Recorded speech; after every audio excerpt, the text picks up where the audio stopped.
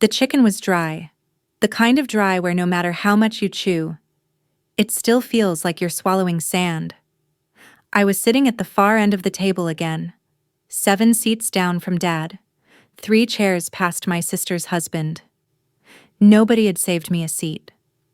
I had to pull one from the corner of the room, next to the dusty cabinet that still held Grandma's crystal bowls. No one looked up when I entered. No one said, "There he is," or, "Hey, long time no see." They just kept talking, laughing, passing the potatoes like it was any other Sunday. But for me, this dinner was something else. It was the first time I'd been back since coming home in uniform, since finishing the longest assignment of my life. 10 years. 10 years of missing birthdays, weddings, and ordinary Sunday dinners just like this. And now, here I was. And it felt like I never left. Actually, it felt worse, like I had never mattered. I picked at the chicken while they passed around photos of my niece's graduation. She looked lovely in her blue gown, holding her diploma like it was a golden ticket. 4 scholarships. Aunt Brenda beamed. And the dean even wrote her a personal note. Said she's 1 in a million. Everyone clapped. Someone made a toast. I raised my glass too, though no one noticed. Then, between forkfuls of green beans, my father turned to me. He hadn't made eye contact since I walked in, just gave me that tight-lipped nod, like he was greeting a neighbor he barely remembered. But now he looked at me, finally, and said in that dry voice of his, "So, what do you plan to do now that you're back gonna try to find a real job?" The table went quiet. Even the dog in the hallway stopped whining. I felt every pair of eyes shift toward me. Not curious, not proud, just polite silence. I cleared my throat. "Well, I've been offered a leadership role at the base, teaching recruits. I'll be working with veterans transitioning back to civilian life." Dad snorted. "So still more of that soldier stuff. Huh." He looked back down at his plate. "Not much of a future in that. Is there?" And then he said it. Said it like he was commenting on the weather. "You're still a nobody. I wish I could tell you I stood up and gave a grand speech, that I banged my fist on the table or stormed out dramatically, but I didn't. I just sat there, in silence, fork still in hand, because in that moment, I was 9 years old again, back in the garage helping him sand wood for a birdhouse I didn't care about. Back when I dropped the hammer and he hissed, 'Clumsy hands make weak men.' Back when every mistake, every shortcoming, was a reflection of who I'd always be in his eyes. A nobody." That word echoed in my head all through dessert. Through the jokes I didn't laugh at. Through the dishes I offered to wash and no one let me. By the time I got to my car, the sun had dipped low behind the pines. The kind of light that casts everything in gold but makes you feel strangely cold inside. I sat behind the wheel and stared at the dashboard for a while. You ever feel like you've outgrown a place? But that place still holds you in the same small box it always has. That was me. That driveway, that house, that family table, all still painted with the same old brush. I drove back to my small rental in town and left the porch light off. Sat on the couch, still in my dress shirt, staring at the one thing that always gave me peace, the framed commendation on the wall. Not because it proved anything, but because it reminded me that someone, somewhere, had seen me, had trusted me, had depended on me, had followed me into darkness and made it back alive. I wasn't a nobody, but I also wasn't a boy looking for his father's approval anymore. I thought about packing up again, heading back out early, avoiding the next family event altogether. But something inside me, it didn't feel angry. It felt steady, like a current I hadn't felt in years. That night, I took out the old shadow box from my duffel. The one with the medals and the photograph. I laid it on the table. I thought long and hard about what to do with it. Not to prove anything. Not to shove it in anyone's face. But maybe, just maybe, to remind myself. The next morning, I made a call to the local community center. They had a veterans outreach program in need of speakers. By noon, I had a slot. By Friday, I had an audience. Mostly young guys, some older, some fresh out, some still limping their way through transition. And I told them my story, not the heroic parts, not the headlines or the operations. I told them about sitting at the dinner table with a full plate and an empty heart, about trying to shrink yourself so people wouldn't feel uncomfortable by your change, about how hard it is to come home when home still sees you as who you were, not who you became.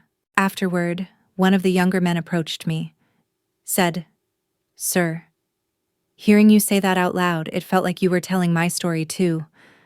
I nodded. "It's not just yours, it's ours." That night, for the first time in years, I called Mom. She didn't say much, asked if I was eating enough, said Dad wasn't sleeping well lately. I didn't ask why, but before we hung up, she whispered, "You looked strong Sunday." I'm sorry, no one said that. It wasn't everything, but it was something. Sometimes, a little truth whispered gently can mend what loud judgments tried to break. And the next time we had dinner, I wore the pin. Just the small one. Subtle. Above my heart. No one said anything, but they saw it. Even Dad. He looked at it for a long time. Didn't speak, but didn't look away either. And somehow, that silence felt different. Like something old had cracked. Just a little. Like maybe he didn't see a nobody anymore. Maybe. Just maybe. He saw his son. The funny thing about medals is, they're heavy. Not just the physical weight. That part's nothing, a few ounces of metal on a thin ribbon. But the meaning it carries, the memory behind it that stays with you, long after the crowd stops clapping, long after the pinning ceremony ends, long after the cameras are turned off and the uniforms are hung up. I didn't earn mine in one glorious moment. No headline, no fireworks, no generals patting me on the back. It was earned in quiet ways, in the silence between decisions, in the nights I didn't sleep so my team could, in the letters I wrote to mothers I never met, in the field hospital prayers, in holding steady when someone else couldn't. And yet, back home, it was just decoration, a shiny thing people didn't ask about. Except for Ellie. Ellie was my niece, 10 years old, gap-toothed, sharp as a blade. The day after that family dinner, she knocked on my door, alone. She stood there with a small backpack and a nervous smile. "Mom said you were busy, but I wanted to see you." I let her in, made her hot cocoa even though it was warm outside. She looked around my place like it was a secret lair.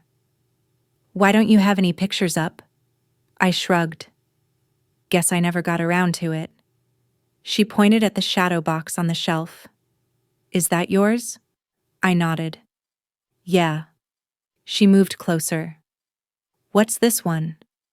She tapped the silver cross-shaped metal behind the glass.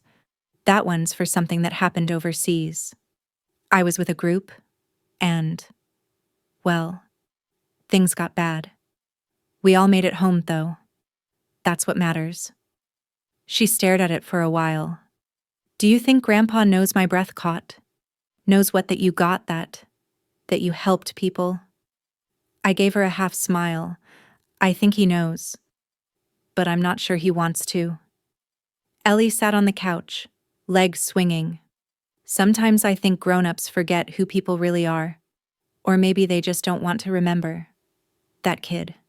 She saw too much. She reached into her backpack and pulled out a wrinkled flyer. "My school's doing a Heroes Week. They asked us to bring someone who's a real hero to us. I want to bring you." I blinked. "Me." She grinned. You've got medals and everything? Plus, you're not boring like Mom's dentist. I laughed. For the first time in a while, it came out natural. We made a plan. And when the day came, I walked into her school gym with that small pin on my chest again. Not the big flashy medals, just the one that always meant the most to me. The one I didn't wear for the military. I wore it for myself. The gym was filled with kids and parents. Some wore capes. Some came in scrubs. A few were firefighters or wore construction hats. Everyone smiling. Everyone clapping politely. When Ellie took the stage, she cleared her throat and said, "This is my Uncle Sam. He doesn't talk much, but he listens a lot. He's been far away for a long time, but now he's home. He helped people, even when it was scary. And that's why he's my hero." I didn't cry, but my throat ached. Afterward, one of the teachers came up to me. "Thank you for your service. Really, kids need to see that kind of quiet strength." I thanked her, but something inside me shifted. Not because I was recognized, but because someone chose to see me, as I was, as I am. Later that evening, back at the house, I got a call.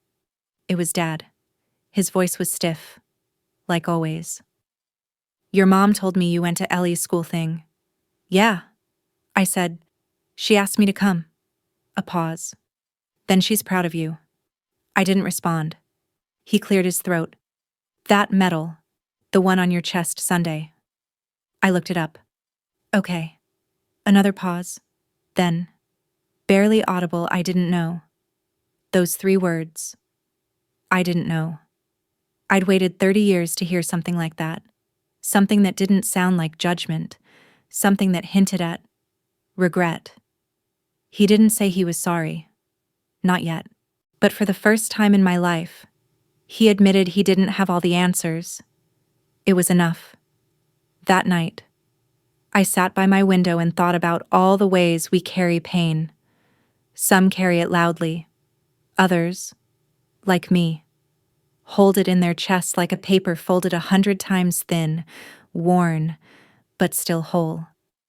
I remembered the kid I was. The one who used to line up his toy soldiers in perfect rows, who learned to stay quiet at dinner, who waited for a father's praise like it was rain in a dry season. And I thought about the man I had become, the one who could sit in silence and still feel grounded, the one who could carry pain without letting it define him, the one who no longer needed permission to feel worthy. Ellie came by again the next weekend. She brought cookies, store-bought, but warm all the same. We sat on the porch, watching cars roll by. She looked up at me and said, "You looked taller at school." I smiled. Maybe it was the boots? "No," she said. "It was how you walked. You didn't look like you were trying to disappear." That hit me harder than anything Dad ever said, because for most of my life, I did try to disappear, to shrink myself, to not make waves. But something about standing beside Ellie, on that stage, changed me, reminded me that we don't wear medals for others. We wear them for the battles we survived inside and out. We wear them so we don't forget who we are when others pretend not to see us. And sometimes, that's enough to stand tall. There was a time I thought the uniform would fix everything, not just the outside things, money, respect, direction, but the inside things too. That aching need to be seen, to matter. When I was younger, I believed that if I just stood straighter, earned enough stripes, did everything right, the people I loved would finally look at me and say, "There you are. We see you now." But it doesn't work like that. Not with family. And not with the kind of hurt that comes from silence. The day I left for basic, Dad shook my hand like I was a neighbor, not his son. No hug. No, "I'm proud of you." Just a stiff nod and a glance at his watch. Mom cried. She always cried at goodbyes, but even her tears felt small next to the quiet. I carried that moment with me through sandstorms and lonely nights and frozen dawns. Every time I did something brave, part of me imagined telling them about it, hoping maybe it would change something. But now, years later, I realized it wasn't the uniform that made me who I am. It was what I did when no one was watching. There's a photo I keep tucked in my wallet. It's not of a battlefield or a ceremony. It's a photo of a boy I met on patrol, somewhere far from home. He was barefoot, wearing a faded shirt 3 sizes too big, and he handed me a drawing made with charcoal on the back of a cigarette carton. It was a picture of me, or at least, someone who looked like me, tall, in a helmet, standing with his hand over a child's head like a protector. He didn't speak English, but he smiled as he handed it over, then disappeared into a dusty alley. I never saw him again, but I still have the drawing. It's folded and worn, but I keep it close, because it reminds me, even if the world doesn't clap, even if your family never says the words, your kindness leaves footprints. And sometimes, strangers see you clearer than your own blood. A few weeks after Ellie's school event, I started visiting the community center more often, not just for speeches. I joined the weekly breakfasts with other veterans, men who had seen things they didn't talk about in front of wives or children, men who laughed too loud to hide the ache behind their eyes. There was one man, Luis, who always wore his uniform jacket, even though the sleeves were frayed and the buttons didn't match anymore. "Reminds me who I am," he'd say, clutching his coffee with both hands. I asked him once if his family supported him. He chuckled. "My daughter thinks I'm just stubborn. My son never asked why I walk with a cane. But this group," he nodded around the room, "they see me. They don't flinch when I go quiet. They know what that silence means." That struck me. Because sometimes, silence isn't absence. It's memory. It's protection. It's respect. The next Sunday, I didn't go to the family dinner. I went to the VFW hall instead. Helped serve meals to a few older vets who could barely hold spoons steady. Talked with them about baseball and the price of coffee and how no one drives like they used to. One of them, a wiry man named Earl, asked, "What's a young guy like you doing here instead of with your folks?" I smiled. "Sometimes. This feels more like family." He nodded slowly, as if that made perfect sense. That night, I called Mom again. She asked if I was free the following Saturday. "Your sister wants to have a small thing. Nothing fancy, just some lunch. Ellie asked if you'd come." I hesitated. I still wasn't ready to sit through another round of polite smiles and unspoken digs. But she added softly, "You wouldn't have to say anything. Just be there. I think it matters to her." So I said yes. Saturday came, and I dressed simple. No pin, no uniform, just a plain shirt and clean jeans. When I walked in, Ellie was already waiting by the door. She grinned. "I saved you a seat this time." Her mom looked surprised to see me. Dad was in the kitchen, slicing ham. We sat down together, Ellie and a few cousins I hadn't seen since high school. The conversation was lighter than usual. No pointed questions, no talk of real jobs or dismissive tones. Just simple things. The weather, movies, Ellie's science project. At some point, Dad came out and set a bowl in front of me, mashed him myself. He said, not quite meeting my eyes. I nodded. Thanks. It wasn't an apology, but it wasn't nothing either. Then, halfway through the meal, Ellie said loudly, "Uncle Sam taught a whole class last week. The veterans really liked him. They asked him to come back every month." Everyone turned, even Dad. I felt the old tension rise in my chest, but I smiled instead. "Yeah, it's been good to be useful again." Mom clapped gently. My sister gave a tight smile, but Dad, He just nodded, slowly. After lunch, as people started leaving, he walked over to me. We stood awkwardly near the back porch. He reached into his pocket and handed me something small, a folded piece of paper. I opened it. It was a photo of me and him. I was maybe 7, holding a toy plane, smiling crookedly. He had one hand on my shoulder, looking uncomfortable but present. "Your mom found it," he said gruffly. "Thought you might want it." I looked up. There was something in his eyes I hadn't seen in a long time. Not warmth, not regret, but effort. And in families like mine, sometimes effort is the closest thing to love that people know how to show. I thanked him, told him I'd keep it, and I meant it, because I no longer needed his validation, but I could still accept his gesture. There's strength in knowing the difference. There was a time I tried so hard to explain myself, to make people understand why I chose what I chose, why I stayed away so long, why I didn't come home for Christmas those years, why I couldn't just settle down and get a job like everyone else.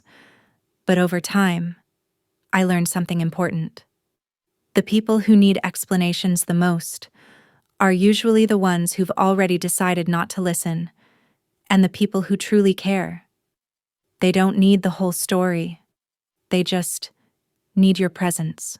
About a month after that quiet lunch at my sister's, I was invited to speak at a local library's Veterans Day event. It wasn't a big production, just a room of folding chairs, a few old flags hanging from the walls, and a tray of supermarket cookies in the back. But I said yes. Not because I had something new to say, but because I wanted to listen. And that night, something different happened. After I spoke just a short piece about coming home, about how silence sometimes speaks louder than war, a man in the back stood up. He looked like someone's granddad, cane in one hand, a folded cap in the other. He said, "Son, I just want to thank you, not for what you did in uniform, but for surviving it. That's the part they don't teach us to talk about." The room went quiet. Then another voice added, "My brother never made it home, but you sound like him, like someone who carried more than orders." And I realized something that sat heavy in my chest for years. I thought I needed my father's respect to know I mattered, but what I truly needed was to feel like I belonged somewhere, even if that place wasn't home. A few days later, Ellie came over again. She was holding a stack of colored paper and scissors. "We're doing a family tree project," she said. "I'm putting you right next to Grandpa." I laughed. "You sure about that? Doesn't sound like he and I share many branches." She tilted her head, like she was solving a puzzle. "You're both strong, just in different ways." I helped her cut out pictures, glue names onto leaves. We sat on the floor while the TV murmured in the background. At one point, she asked, "Were you ever scared over there?" I paused, thought about lying, about protecting her innocence. But she deserved better. "Yeah," I said, "plenty of times. But I wasn't alone. That made all the difference." She nodded. "You're not alone now, either." I looked at her. She was coloring a branch blue. My branch. I swallowed. "Thanks, kiddo." Because of all the things I'd earned in life, her trust meant more than the medals. Later that week, I ran into an old high school friend at the hardware store. Dan. Used to be the quarterback. Always had a joke in his back pocket. We chatted a bit. He asked about work, and I told him I was helping with veteran outreach. He blinked. "Really? Huh. I thought you'd be doing something more, I don't know, practical." There it was. The old tone. The one that says, "You're still not quite what we expected you to be." But this time, I didn't shrink. I didn't justify it. I just smiled and said, "It is practical." Sometimes just being present for someone who's falling apart is the most useful thing you can do. He nodded slowly. Fair point. And that was it. No argument, no proving, no story to perform. I walked out feeling light, like I'd stopped dragging 100-pound rope behind me, because I had finally stopped trying to be understood and started being at peace with who I am. That weekend, I drove out to the lake, alone. It used to be the place we'd come as kids, me, my sister, Dad, a cooler full of sandwiches, and 2 squeaky fishing rods. We never caught much, but I loved the sound of the water, the way it lapped against the shore like it was breathing. I stood by the edge and looked out over the stillness. There's something about quiet water that holds memory, not in a loud, cinematic way, but in that soft, echoing kind of way, where your thoughts find space to rise and settle. I sat on the old dock and pulled out the photo Dad had given me weeks ago. Me and him. Toy plane. That awkward, unfinished look on his face. I didn't feel angry anymore. I didn't feel like the child waiting for a nod. I just saw a man who tried in his own broken way, and another man, his son, who had found a way to grow beyond that. I took a deep breath and whispered, "You did the best you could. Not for him. For me. To let go. To stop waiting. To finally walk forward with both hands free." Later that night, back at my place, I got a message from Mom. A photo. It was Dad, wearing one of my old unit's shirts, holding a mug with the words, "Strength isn't loud." No caption, no explanation, but for the first time, it didn't feel like nothing. It felt like something building, quietly, slowly, like a bridge made of old wood and second chances. The next time I wore the medal on my chest, it wasn't for a ceremony, it was for myself. I passed a mirror on my way out the door and paused, not to check my tie, not to adjust the ribbon, but to meet my own eyes and think, "You're not who they said you were. You're more." Not because of the uniform, but because you survived what no one saw, and kept going. I used to think strength meant being able to take it all. Take the silence. Take the disrespect. Take being the afterthought at the table you were born into. But one morning, quiet, normal, nothing special, I brewed coffee, sat at the window, and realized true strength isn't what you carry. It's what you no longer feel the need to carry. And for the first time, I didn't feel the weight of needing to be accepted by them, by my father, by anyone who didn't understand the path I walked. I was building something different now. Not a legacy, not a reputation. Just a small, quiet life, where I took up space without apology. The shift didn't happen overnight. Healing rarely does. It came in moments. In the morning light through my kitchen window, in the smell of fresh bread from the bakery on 2nd Street, in Ellie's laughter when I let her win at checkers or pretended to. It came in the calm that followed when I stopped waiting for recognition and started living for connection. I no longer needed the people who hurt me to make it right, because I had made peace with myself. And peace is not a medal. It's a home. One Thursday, I was asked to speak again. Not at the library, not at the community center. This time, it was at the same high school I once walked through as a kid, hallways too big, voices too loud, always feeling like I was on the edge of being noticed but never quite pulled in. The teacher who called me Miss Green said they were holding a Voices of Service week. "We want students to hear about life after duty," she said. "Not the newsreel stuff, the real stuff, the quiet stuff." So I said yes. I stood in front of a group of seniors, some leaning back with crossed arms, others scrolling under their desks. I didn't blame them.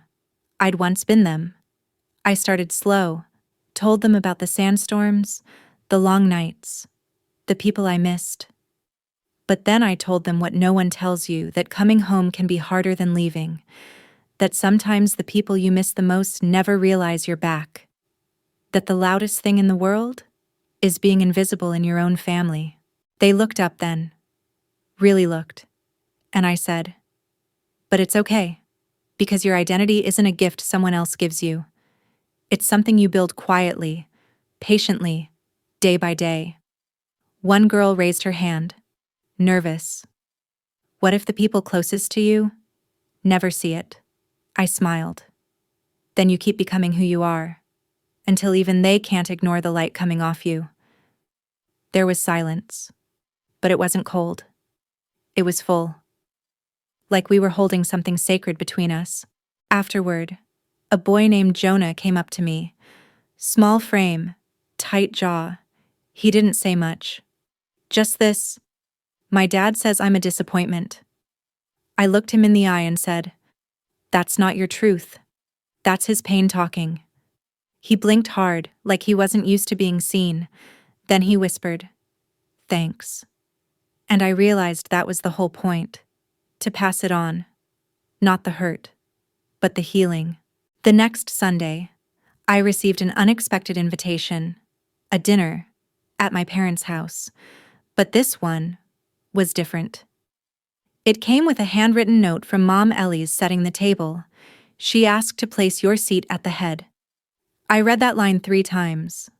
It didn't matter if Dad wrote it. Didn't matter if it was awkward. Didn't matter if there'd be long silences and stiff conversations. What mattered was the seat. This time, I was not on the edge, not pulling up a spare chair by the cabinet, not standing behind the laughter. I had a place. Not because they finally understood, but because I did. I showed up early.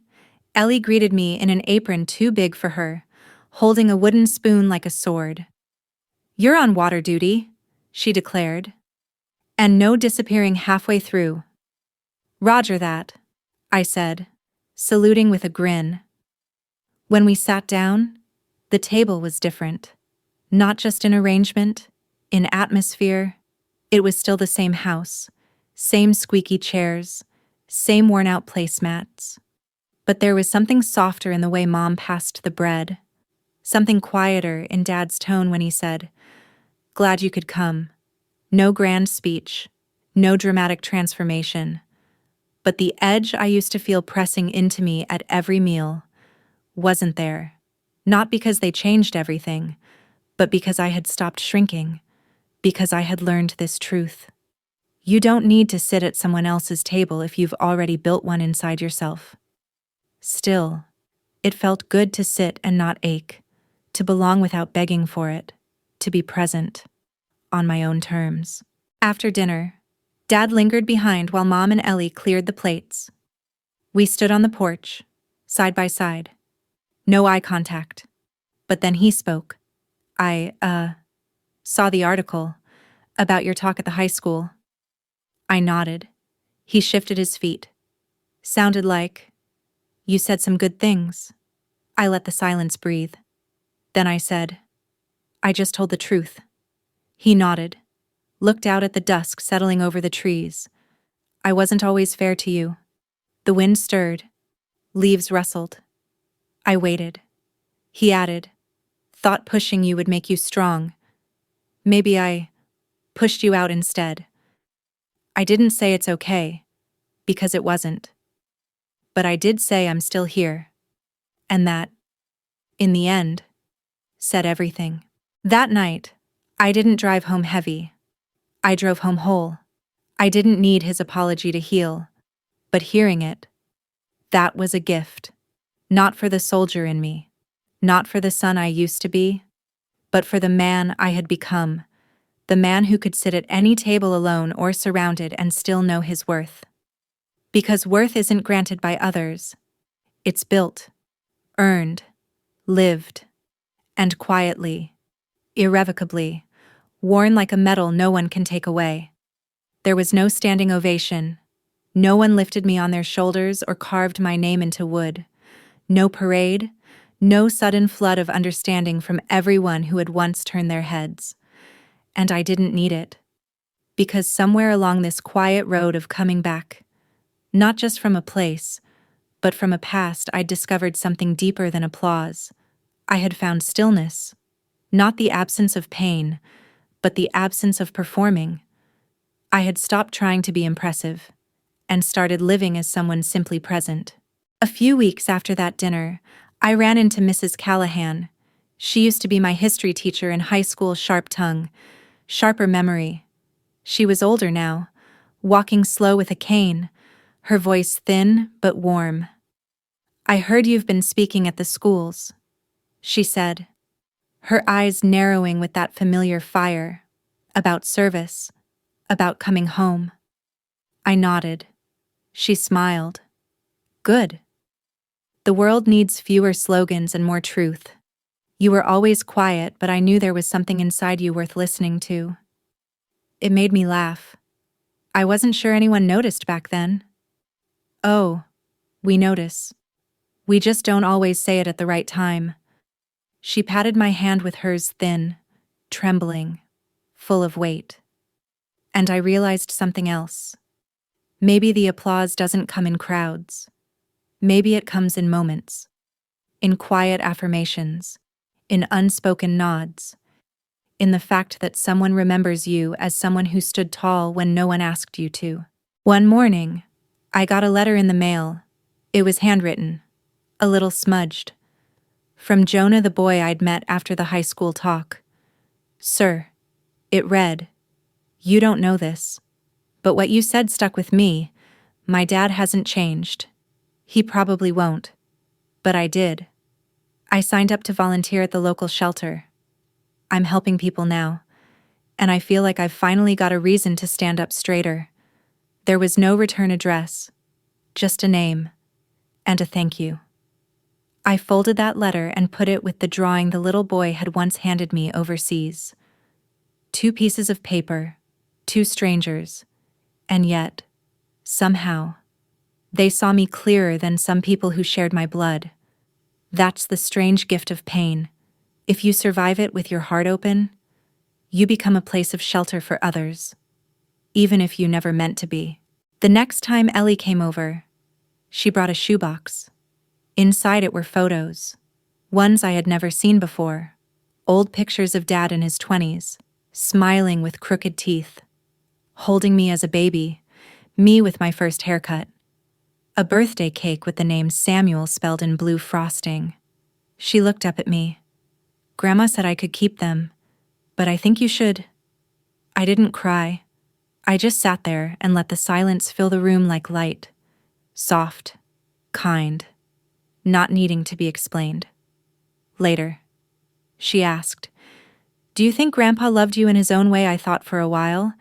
Then I said, "I think he didn't always know how, but I think he tried. And sometimes, trying is more than nothing." She nodded. "Maybe love looks different for everyone." "Maybe," I said, "but real love lets you be who you are." She hugged me then, just like that. And I realized I didn't need to be clapped for. I didn't need to be fixed. I just needed to be held once in a while. By life. By someone who sees you clearly, without needing you to earn it. In the spring, I planted a small garden. It wasn't much, just a few herbs, some tomatoes, and wildflowers. But it was mine. Every morning, I'd sit beside it with coffee, listen to the birds, smell the soil. It reminded me that things grow quietly, without announcement, without validation, without applause. They grow because they're rooted. And I was finally rooted, not in a job, not in a title, not in someone's approval, but in myself, in the man I had become, and more importantly, the man I had always been. One evening, Dad and I sat on the porch together.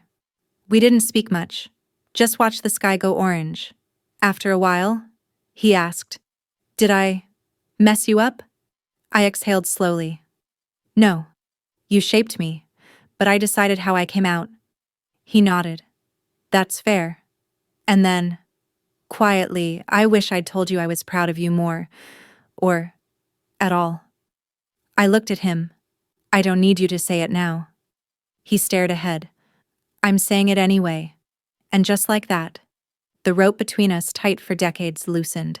Not gone, but no longer strangling.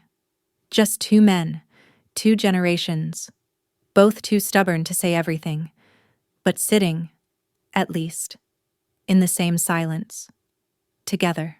Now, when I look at the photo of me with the toy plane, I no longer ache.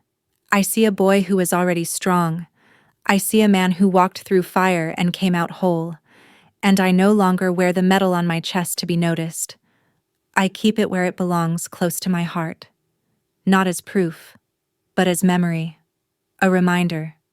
You are not defined by who applauds you. You are defined by what you stood for, especially when no one was watching.